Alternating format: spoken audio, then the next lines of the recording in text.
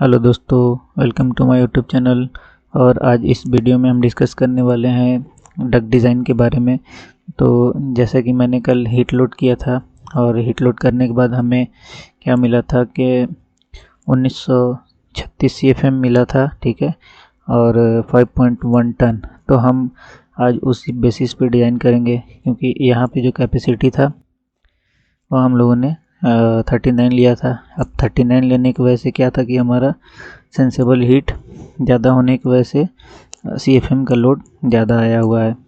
क्योंकि जैसा कि आप देख रहे होंगे टनेज कम है और CFM ज़्यादा आ रहा है। तो वो इसलिए ही आ रहा है क्योंकि यहाँ पे ऑक्यूपेंसी ज़्यादा है। सबसे पहले हम जिस भी रूम का हीट लोड करने वाले हैं वहाँ पे कैपेसिटी लिख देते हैं कि इस रूम का लोड कितना आया हुआ है।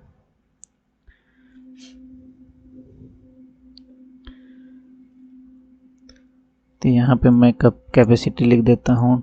टनेज कितना था आया है मेरा, टनेज है 5.1 टन और CFM है मेरा 1936 CFM। तो सबसे पहले हमें एक मशीन सेलेक्ट करना पड़ेगा जो कि इस रूम में लगाएंगे। तो इस रूम का मशीन सेलेक्ट करने के लिए हमें क्या करना होगा, हम चले जाते हैं कैटलॉग में। तो अभी हमारे पास एक तोशिबा का कैटलॉग है।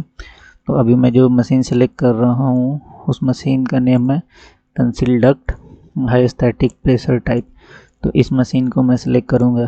तो इस मशीन को सेलेक्ट करने के लिए सबसे पहले हमें CFM मैच करना होगा। तो अब हमें देखना होगा कि ये 1936 CFM का मशीन कौन सा है। अब जैसा कि ये मशीन का मॉडल दिया हुआ है, जैसे मैंने कि बताया था पहले भी, 48, 56, 72 और 96,000 BTU का ये मशीन है। तो वैसे ही उसका CFM दिया हुआ है यहाँ पे स्टैंडर्ड फ्लो रेट। अब स्टैंडर्ड फ्लो रेट में आप मीडियम और लो स्पीड दिया हुआ है। मीडियम स्पीड पे क्या होगा और लो स्पीड पे क्या होगा CFM। तो जैसा कि अभी हमें लो स्पीड पे इसमें दो सेटिंग होता है स्टैटिक में कि आप इसका स्पीड फैन का सेट कर सकते हैं, ठीक है। तो उसी बेस पे हम मशीन सेलेक्ट करते हैं अभी। तो अभी हम क्या करेंगे, 1976 CFM का एक मशीन आपको दिख रहा है यहाँ पे और 2964। तो इस मशीन से मैक्सिमम 2964 CFM आएगा और 1976 लो है। तो अभी हम क्या करेंगे कि तो इस मशीन को नहीं आप सेलेक्ट कीजिए और यहाँ पे एक और मॉडल आपको दिख रहा है 22.4 किलोवाट का। तो ये 1976 CFM का मशीन है। मैक्सिमम ये देगा इस पे और लो स्पीड पे देगा 1664 और हाई स्पीड पे देगा 2541 CFM। तो आप 1976 CFM का मशीन सेलेक्ट कर लीजिए। तो कितना टनेज होगा यहाँ पे, अगर टनेज इसका चेक करेंगे तो 22.4 डिवाइड बाई कर दीजिए 3.516 इक्वल टू 6.3 टन का ये मशीन आ रहा है। 6.4 अप्रॉक्स मान लीजिए। तो अभी हम जो मशीन सेलेक्ट करने वाले हैं वो यहाँ पे कितना मशीन कौन सा कितने टन का मशीन लगा रहे हैं, 6.4 टन का मशीन लगा रहे हैं और CFM 1976 CFM का मशीन लगा रहे हैं। तो नियरली इक्वल टू आपका लगभग 40 CFM ज़्यादा है। तो एकदम परफेक्ट है सिलेक्शन आपका। अब देखते हैं कि मशीन का डायमेंशन क्या है, क्योंकि आपको यहाँ पे मशीन फिट करना होगा। अब आपको देखना होगा कि मशीन आप कहाँ पे फिट कर सकते हैं। एक तो आपको ये कॉरिडोर दिख रहा है, कॉरिडोर से आप एक मशीन लगा के और दो डक्ट को ऐसे वाई ब्रांच करके आप डक्टिंग कनेक्ट कर सकते हैं। और दूसरा तरीका है कि आप इस टॉयलेट में मशीन को लगा दें, क्योंकि टॉयलेट में तो सीलिंग होगा ही। और इस वाले वॉल पे आप एक ग्रिल लगा देंगे, रिटर्न एयर ग्रिल सीलिंग के ऊपर। तो अभी जो मैं मशीन लगा रहा हूँ वो टॉयलेट में लगाऊंगा। इसका हम देख लेते हैं कि डायमेंशन क्या है इस मशीन का। तो इस मशीन का डायमेंशन देखने के लिए आपको ये डायमेंशन दिख रहा है, ठीक है। इसका विड्थ कितना है 1380 और डेप्थ 1250 और हाइट 470 है। तो अब 1380 बाई 1250 का एक मशीन बना लेते हैं हम, ठीक है।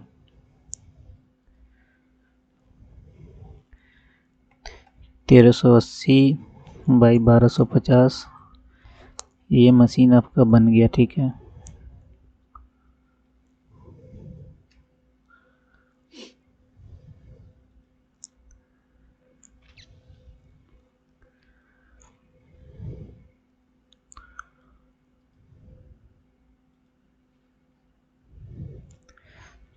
इस मशीन को आप क्या कर दीजिए, 1380 जो है वो आपका माउथ वाला फेस है और 1250। तो इस मशीन को आप ला के अब अपने टॉयलेट में फिक्स करने का कोशिश कीजिए। मान लीजिए इस सेंटर से मैंने यहाँ पे मशीन लिया और इसके पीछे फ़िल्टर होता है, तो मैं 250 mm छोड़ देता हूँ, तो यहाँ पे मशीन आ गया। तो यहाँ पे हम लोग क्या करेंगे, इस वॉल को कट करने को बोलेंगे कस्टमर को, तो कस्टमर वो कट कर देगा।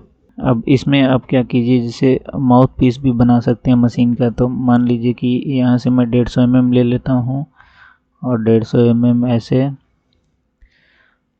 और उसके बाद 150 mm इधर से ले लीजिए, फिर इसको कनेक्ट कर दीजिए दोनों को।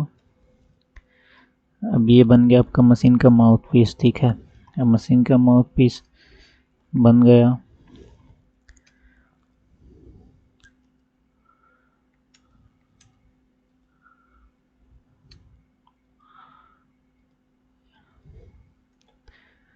इसके कलर को मैं चेंज कर देता हूँ, इसको येलो कलर का कर देते हैं।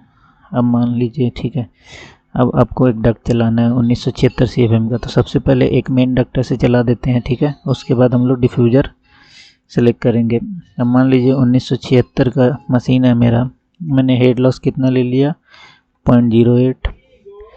इस डक्ट का हाइट आप 12 इंच से सेलेक्ट कर रहे हैं, तो 26 इंच कितना हो जाएगा, 26 इंटू 25, इस 650 बाई 300 का डक्ट हो जाएगा। तो आप यहाँ पे एक डक्ट चला दीजिए 650 बाई 300 का। आपको यहाँ पे सेंटर सेलेक्ट करना होगा। उसके बाद मान लीजिए इसके सेंटर में आप कॉरिडोर में एक डक्टिंग ऐसे चला देते हैं। ये फाइनल डक्टिंग नहीं है, इसको अपने अकॉर्डिंग मॉडिफाई करना होगा। 650 325 हो गया। अब मैं ऑफसेट कर देता हूँ 325 का दोनों तरफ,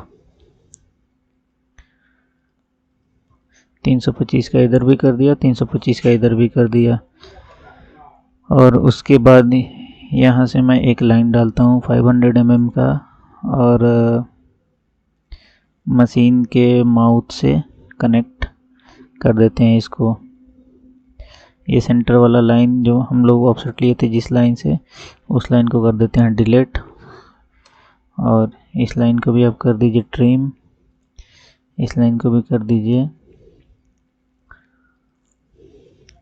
अब यहाँ पे मशीन एक कनेक्शन पीस बन गया। अब इसको हम लोग राउंड बना देते हैं। F enter R enter 150 radius दे दीजिए। अब इसको 650 ऑफसेट कर दीजिए आप।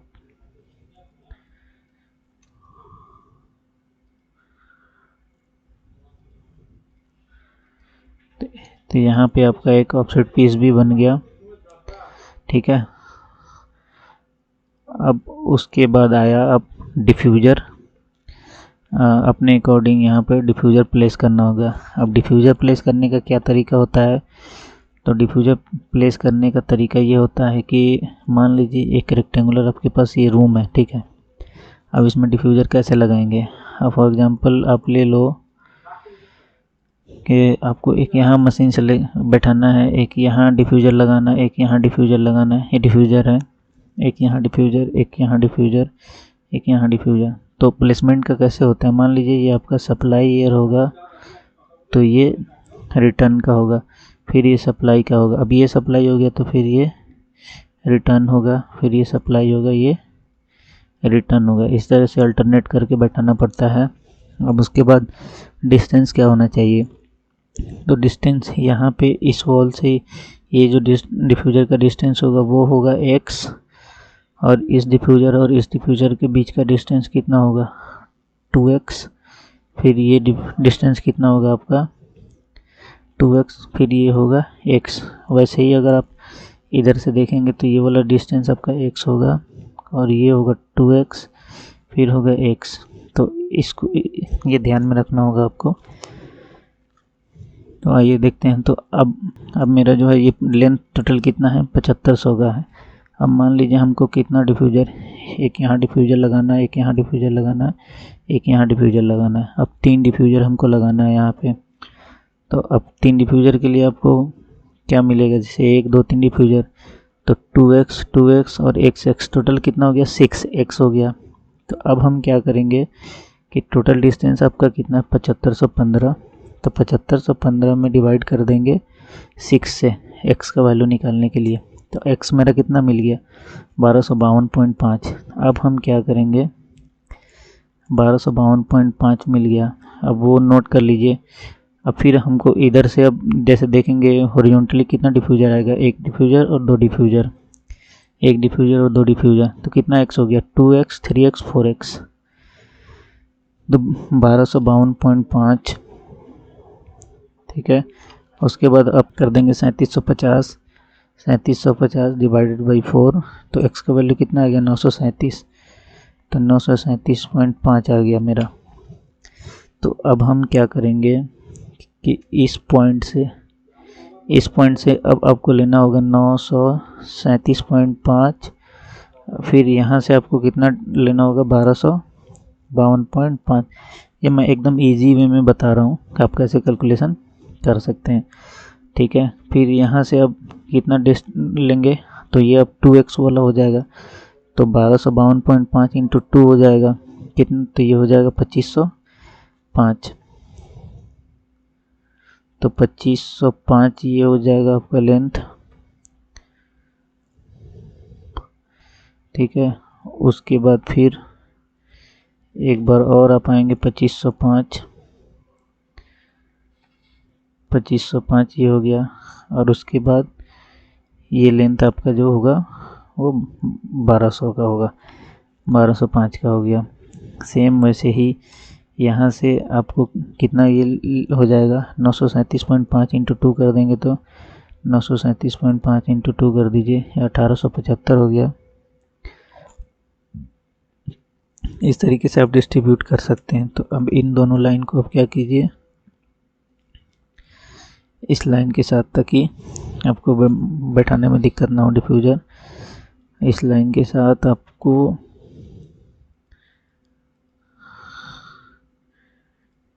इसको प्लेस कर दीजिए यहाँ पे। ठीक है, अब देखिए, अब यहाँ पे जो मेरा डक्ट आ रहा है, तो इस डक्ट के नीचे मैं क्या करूँगा, अपना रिटर्न एयर का जो डिफ्यूज़र था वो रिटर्न एयर वाला मैं यहाँ प्लेस कर दूँगा। इस डक्ट के नीचे क्या करूँगा मैं, रिटर्न। उसके बाद ये रिटर्न हो गया, तो अब यहाँ पे सप्लाई प्लेस करना होगा, फिर यहाँ पे रिटर्न प्लेस करना होगा। ठीक है, अब ये रिटर्न हो गया, तो फिर ये सप्लाई होगा, फिर उसके बाद ये रिटर्न होगा। अब हमारा सप्लाई का 3 प्लेस दिख रहा है आपको। अब इन तीनों प्लेस पे आप सप्लाई या डिफ्यूज़र प्लेस कर दीजिए। अब यहाँ पे करने के लिए फिर आके इस पॉइंट पे क्लिक कर दिया मैंने, उसके बाद फिर से इस प्लेस पे क्लिक कर दिया और इस प्लेस पे क्लिक कर दिया। अब आप देखेंगे कैसा एकदम परफेक्टली हमारा डिस्ट्रीब्यूशन हो गया है डिफ्यूज़र का। ठीक है, तो कोई भी हॉट पॉकेट वगैरह यहाँ पे अब नहीं बनने वाला है, क्योंकि एयर पूरे रूम में एकदम परफेक्टली फ्लो होगा। अब इन सारे लाइनों को आप डिलीट कर दीजिए जो आप डिफ्यूज़र प्लेस करते टाइम आपने लाइन खींचा था। तो इन सारे लाइनों को मैं एक एक करके डिलीट कर रहा हूँ, आपको भी ऐसे करना पड़ेगा। हो गया। अब देखिए, अब जो सप्लाई का हमारा डक्ट होगा, वो सप्लाई का डक्ट सिर्फ और सिर्फ सप्लाई या डिफ्यूज़र से ही कनेक्ट होगा। तो अब कितने डिफ्यूज़र से हम सप्लाई दे रहे हैं, 3 डिफ्यूज़र से। तो 1976 हमारा टोटल CFM है और 3 डिफ्यूज़र हम सप्लाई कर रहे हैं। तो पर डिफ्यूज़र कितना आ गया आपका, 658.6। तो इसको लगभग 659 CFM मान सकते हैं पर डिफ्यूज़र से। ठीक है, अब यहाँ पे अब रिटर्न जो होगा, रिटर्न हम सिर्फ यहाँ ये वॉल जो दिख रहा है सीलिंग के ऊपर से रिटर्न डायरेक्टली मशीन में चला जाएगा। रिटर्न के लिए कोई डक्ट हम लोग नहीं डाल रहे हैं, सिर्फ सप्लाई के लिए डाल रहे हैं। तो अब हमें सप्लाई के लिए डक्ट का साइजिंग निकालना पड़ेगा। तो अब क्या करना है हमें, एक डिफ्यूज़र से कितना CFM फ्लो हो रहा है, 659। तो 659 CFM हो गया। अब क्या करना है कि हमारा जो मेन डक्ट का उसका हाइट कितना था, 12 इंच। तो हम क्या करेंगे अब, अपना कॉलर का हाइट मान लीजिए मैं 8 इंच कर देता हूँ, ठीक है। 8 इंच कर दूंगा तो मैं कितना 17 इंच बाई 8 इंच का डक्ट हो जाएगा। 17 इंटू 25 कर देंगे तो ये कितना हो गया, 425। तो जैसा कि मैंने पहले बताया था आपको ऑड सेलेक्ट नहीं करना होगा, तो 425 का मैं 400 नहीं सेलेक्ट करूँगा क्योंकि साइज कम पड़ जाएगा एरिया। तो हम इसको 450 में सेलेक्ट कर लेता हूँ। 450 बाई 200 का डक्ट हो जाएगा। तो यहाँ पे मैं एक डक्ट बनाता हूँ।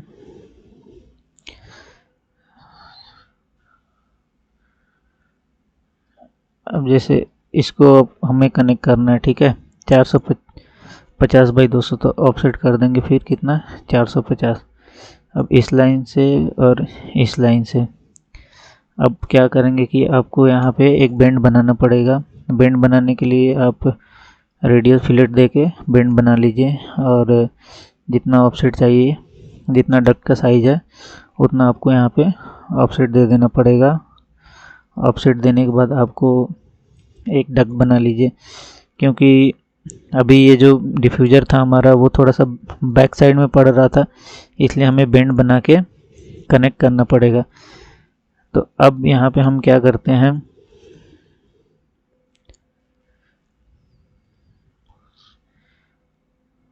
अब ऐसे मैं इसको कनेक्ट कर देता हूँ फ़िलहाल, फिर मैं इसका साइजिंग बताता हूँ। अब देखिए, अब ये डक्ट तो मैंने कनेक्ट कर दिया इससे। अब लेकिन यहाँ से जो कॉलर निकालेंगे, ये तो ब्रांच डक्ट हो गया। अब कॉलर निकालेंगे उसका साइज़ क्या होगा, तो उसका साइज़ निकालने के लिए मान लीजिए कितना CFM था, 659 CFM था। डिवाइड बाई कर देंगे 500 इंटू 144। अब इसको अंडर रूट स्क्वायर साइज में हमको चाहिए, तो ये कितना हो गया, लगभग 14 आ गया, 14 इंच। तो 14 बाई 14 का डक्ट होगा हमारा कनेक्शन। तो 14 इंच कितना mm होता है आपका, 350 बाई 350। तो REC इंटर एक रेक्टेंगल बना लीजिए आप 350 बाई 350 का, और यही कनेक्शन आपका बनेगा यहाँ पे। तो जो मेन डक्ट आ रहा था आपका, तो 450 का डक्ट आ रहा था। अब उसमें से आप काटेंगे सेंटर में यहाँ पे, वो कितने का होगा, 350 बाई 350 का। तो सेम आपको नेमिंग का करते चलना होगा, ठीक है। अब अपने मेन डक्ट जो बनाया था उसका साइज़ क्या था, 650 बाई 300 का था, 1976 CFM। तो आप यहाँ से इसको रोटेट कर लीजिए, और यहाँ पे मैं इसको प्लेस कर देता हूँ मेन डक्ट, ठीक है। उसके बाद ये ब्रांच डक्ट आपको फिर से मैं उसका साइज़ करके बताऊँगा। आप देखिए, अब इसके सेंटर से फिर मैं एक लाइन में मैंने खींच दिया यहाँ पे, और ये भी डक्ट कितने का बनेगा, सेम 17 इंच का, 450 बाई 800 का, 450 बाई 200 का। तो ऑफसेट मार देंगे 225 एक दोनों साइड आप ऑफसेट मार दीजिए, और सेंटर वाले लाइन को आप डिलीट कर दीजिए। उसके बाद सेम आपका जो कनेक्शन पीस बना था कितने का बना था, 350 बाई 350 का। तो आप यहाँ से अपने कनेक्शन, क्योंकि जो डिफ्यूज़र का आउटर सरफेस है वो 600 बाई 600 का है ग्रिड की वजह से, लेकिन जो माउथ और जो डक्ट से कनेक्ट होगा वो 350 बाई 350 होगा, क्योंकि CFM हमारा कम है। CFM के अकॉर्डिंग इसका साइजिंग करने के बाद ये साइज आ रहा है आपको। तो जैसे आप में से बहुत लोगों को पता होगा, आप लोग डक्टिंग करवाया होगा, तो जो भी हम लोग पीस ऐसे निकालते हैं उससे हमें फिर जो ड्रॉप निकालना होता है वो वही ड्रॉप हो गया। फिर इसको मैं क्या करता हूँ, इसको कॉपी कर लेता हूँ,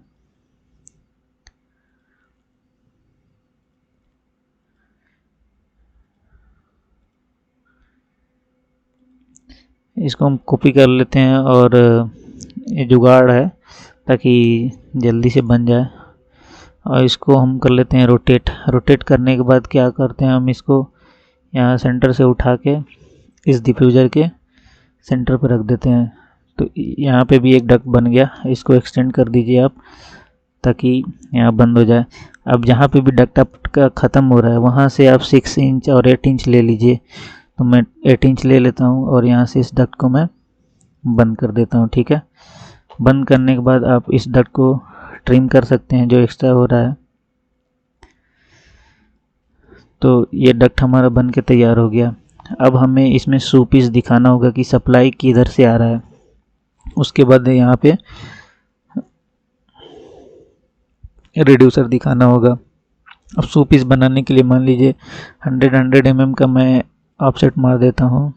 एयर का फ्लो पता चलेगा कि एयर हमारा किस डायरेक्शन से आ रहा है। तो अब आप इस शू पीस को देख के बता सकते हैं कि एयर इधर से आ रहा है। ठीक है, सेम वैसे ही आपको यहाँ पे शू पीस बनाना होगा। फिर यहाँ पे भी आप ऑफसेट मार दीजिए 100 mm का और 100 mm का। फिर इस पॉइंट से इस पॉइंट को आप कनेक्ट करके बाकी जो एक्स्ट्रा लाइन हो रहा है उसको आप ट्रिम कर दीजिए। ट्रिम करने के बाद फिर से एक्स्ट्रा लाइन को आप डिलीट कर दीजिए। फिर यहाँ पे भी एक शू पीस बन गया। उसके बाद अब हमें यहाँ पे एक शू पीस बनाना होगा, तो फिर इसको भी आप ऑफसेट मार लीजिए 100 mm।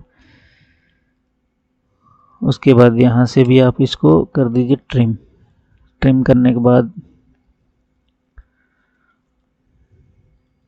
एक्स्ट्रा लाइन्स हैं उनको आप डिलीट कर दीजिए। तो शू पीस भी बन गया आपको डक्ट का। ठीक है, अब यहाँ पे डक्ट का आप कॉलर का नेमिंग कर सकते हैं। आप कैसे करेंगे उसका, इसको आप रोटेट कर लीजिए। अब यहाँ पे आप लिख सकते हैं ऐसे, जैसे 3 नंबर आपका सप्लाई या डिफ्यूज़र हो गया, कितना 600 बाई 350 mm का हो जाएगा।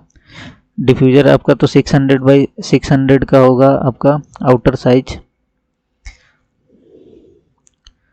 सप्लाई या डिफ्यूज़र ये आउटर साइज हो गया आपका 600 बाई 600। और जो नेक साइज बोलते हैं, नेक साइज जिससे हमारा डक्ट कनेक्ट होगा वो 350 बाई 350 का हो गया। सेम वैसे ही आपको दिखाना पड़ेगा 3 पीस आपका क्या है, रिटर्न या डिफ्यूज़र है। रिटर्न या डिफ्यूज़र 600 बाई 600 का ही है।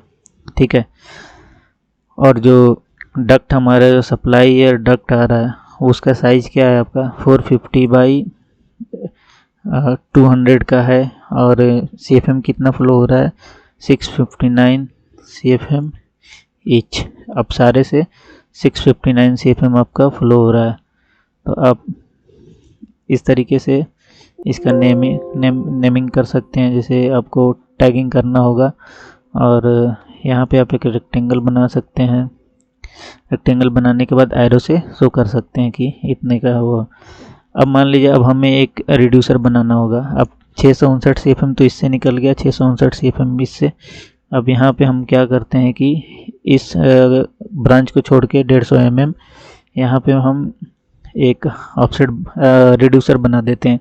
रिड्यूसर का लेंथ क्या होगा 600 mm होगा। अब देखिए 659 प्लस 659 कितना हो गया 1318 CFM हो गया। अब माइनस कर देंगे टोटल 1976 में से, तो कितना बच गया मेरा 658 CFM। अब फिर 658 CFM के लिए अब हमें एक डक्ट 659 CFM के लिए डक्ट बनाना पड़ेगा। अब उसके लिए जो ये मेन डक्ट का हाइट था 12 इंच, तो इस डक्ट का हाइट भी मैं 12 इंच ही रखता हूँ। तो कितना हो गया लगभग अप्रोक्स 12 इंच बाई 12 इंच का डक्ट हो जाएगा। ठीक है,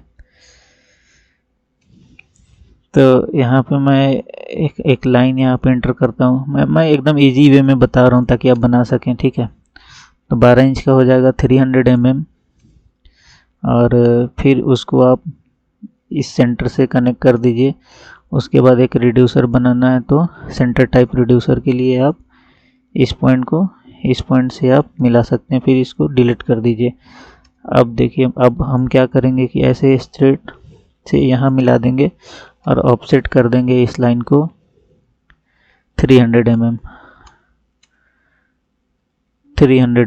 उसके बाद जो भी एक्स्ट्रा लाइन आपको दिख रहा है उन सबको आप काट दीजिए। अब एक्स्ट्रा लाइन ये भी है, एक्स्ट्रा लाइन ये भी है, इसके बाद ये भी है। और इसको आप क्या कीजिए, शू पीस को आप मूव करके इससे कनेक्ट कर दीजिए। उसके बाद एक्सटेंड कर दीजिए ये डक्ट को। तो ब्रांच भी कनेक्ट हो गया मेरा। अब इसको कॉपी कर लेते हैं। अब कॉपी करने के बाद मैं यहाँ पे भी इसका साइज लिख देता हूँ। ये कितना हो गया 300 बाई 300 और यहाँ पे लिख देते हैं 658 CFM या 659 CFM जो भी बन रहा था। तो ठीक है, तो ये आपका एक डक्ट बन गया। अब इसको फर्नीचर को मैं क्या कर देता हूँ, थोड़ा सा लॉक कर देता हूँ। इसको लॉक करने से थोड़ा सा इसका कलर डाउन हो जाएगा।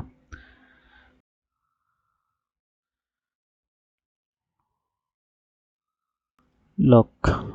अब जैसा कि आप देख रहे हैं डक्टिंग आपका एकदम परफेक्ट दिख रहा है। डिफ्यूज़र भी हो गया इस रूम में। अब जैसे टोटल 6 डिफ्यूज़र हो गया, 3 सप्लाई का और 3 रिटर्न का। और रिटर्न के लिए हम क्या करेंगे, यहाँ पे वॉल को ओपन करा लेंगे क्लाइंट से। अब रिटर्न का भी साइजिंग करते हैं कि कितना वॉल ओपनिंग होना चाहिए। तो जितना भी हम सप्लाई एयर दे रहे हैं उसका 1.5 टाइम्स एक्स्ट्रा होता है रिटर्न का ओपनिंग। ठीक है, अब मान लीजिए कि रिटर्न जो आता है वो 500 FPM पे आता है। तो मेरा टोटल कितना था 1976 CFM था, डिवाइडेड बाई 500 कर देंगे तो कितना स्क्वायर फीट आ गया 3.9 स्क्वायर फीट। अब इसमें हम 1.5 से मल्टीप्लाई कर देंगे। अब सप्लाई के लिए हमें 3.9 स्क्वायर फीट एरिया चाहिए और रिटर्न के लिए हम 1.5 से मल्टीप्लाई कर देंगे तो हमें टोटल 6 स्क्वायर फीट का एरिया चाहिए। 6 स्क्वायर फीट का एरिया अब कैसे निकाल सकते हैं, अब 6 स्क्वायर फीट अब इंटू 144 से मल्टीप्लाई कर दीजिए इसमें, तो ये 853 स्क्वायर इंच आ गया। अब स्क्वायर इंच आ गया। अब मान लीजिए इसमें आप 14 इंच हाइट लेते हैं अगर ओपनिंग का, तो इसमें डिवाइड कर दीजिए 14 इंच से, तो टोटल कितना आ गया 60 इंच बाई 14 इंच का। तो 60 बाई 14 का आपको ओपनिंग लेना पड़ेगा। तो 60 का कितना हो जाएगा, 60 इंटू 25 आपका 1500 और 1500 बाई 350। तो यहाँ से जैसे आप यहाँ देखिएगा, यहाँ से टोटल ओपनिंग कितना है, टोटल 2100 है। और ये डक्ट निकालने के बाद आपका स्पेस यहाँ पे काफ़ी मिल जाएगा ओपनिंग के लिए। अगर ये ओपनिंग नहीं मिल रहा है तो आपको क्या करना पड़ेगा कि एक यहाँ से डक्ट बना के इस गेट के ऊपर से आपको यहाँ पे भी एक डक्ट दे देना पड़ेगा। तो ये रिटर्न या डक्ट यहाँ से ये डायरेक्टली यहाँ से सक कर लेगा और कुछ ओपनिंग आप यहाँ पे दे देंगे तो यहाँ से भी आप अपने एज पर कैलकुलेशन के अकॉर्डिंग आप ओपनिंग करा सकते हैं। तो इस वीडियो में इतना ही। अगर ये वीडियो अगर आपको अच्छा लगा हो तो चैनल को सब्सक्राइब कर लीजिए आप लोग, क्योंकि चैनल को सब्सक्राइब कर लेंगे तो मैं जो भी वीडियो बनाता हूँ आप तक नोटिफिकेशन मिल जाएगा पहले, तो आप देख सकते हैं, सीख सकते हैं। अगर आप लोगों को मेरा वीडियो अच्छा लगता हो तो आप सजेशन भी दे सकते हैं। आप अपने अकॉर्डिंग सजेस्ट कीजिए कि आपको किस टॉपिक पे वीडियो चाहिए, तो मैं उस टॉपिक पे वीडियो बनाने का कोशिश करूँगा। ठीक है, और मैं जो नेक्स्ट वीडियो बनाऊंगा वो आपको हम मशीन सिलेक्शन करके दिखाऊंगा, टोटल पाइप सिलेक्शन। तोशिबा का सॉफ्टवेयर आता है एक सिलेक्शन टूल, तो उस पे। तो इस वीडियो में इतना ही, मिलते हैं नेक्स्ट वीडियो में। Thank you so much.